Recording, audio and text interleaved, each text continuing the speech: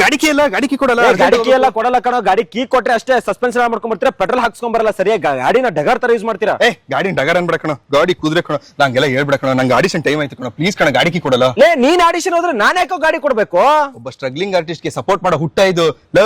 ಇವತ್ತೇನಾದ್ರೂ ನಾನು ಆಡಿಷನ್ ಅಲ್ಲಿ ಸೆಲೆಕ್ಟ್ ಆದ್ರೆ ಹೀರೋ ಆಯ್ತೀನಿ ಕಡ, ಅದಾದ್ಮೇಲೆ ಸ್ಟಾರ್ ಆಯ್ತೀನಿ, ಆಮೇಲೆ ಸೂಪರ್ ಸ್ಟಾರ್ ಆಯ್ತೀನಿ. 20 years ಆದ್ಮೇಲೆ ನಾನೇ ಒಂದು ಸ್ವಂತ ಪಕ್ಷ ಕಟ್ಬಿಟ್ಟು CM ಆಯ್ತೀನಿ ಕಡ.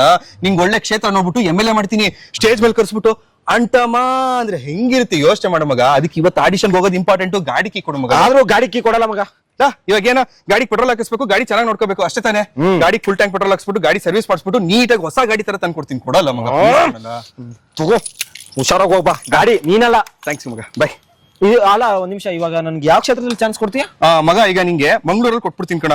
ಯಾಕೆಂತಂದ್ರೆ ಮಂಗ್ಳೂರಲ್ಲಿ ಒಳ್ಳೆ ಬೀಚ್ ಮುಂದೆ ಸೀ ಫುಡ್ ತಿನ್ಕೊಂಡು ಆರಾಮಾಗಿ ಚಿಲ್ ಮಾಡ್ತಾ ಇರೋ. MLA ಅನ್ನೋ ಟೆನ್ಷನ್ ಬೇಡ ನಿಂಗೆ. ನಾನು ಅವಾಗ ಒಂದೆರಡು ಪೇಪರ್ ಕಳಿಸ್ತೀನಪ್ಪ, ಅದಕ್ಕೆ ಮಾತ್ರ ಸೈನ್ ಮಾಡಕ್ ಕಳಿಸ್ಬಿಡು. ಬರಲ್ಲ ಮಗ. ಅಲ್ಲ ಈಗ ಯಾವ ಏರಿಯಾಗ ಹೋಯ್ತಾ ಇದೀಯಾ ಮಗ? ಇವಾಗ ನಾನು ಮಂಗ್ಳೂರ್ಗೆ ಹೋಗ್ತಿದ್ದೀನಿ ಕಣ.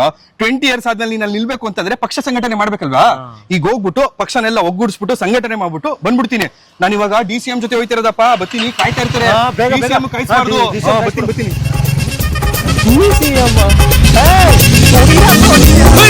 अपनी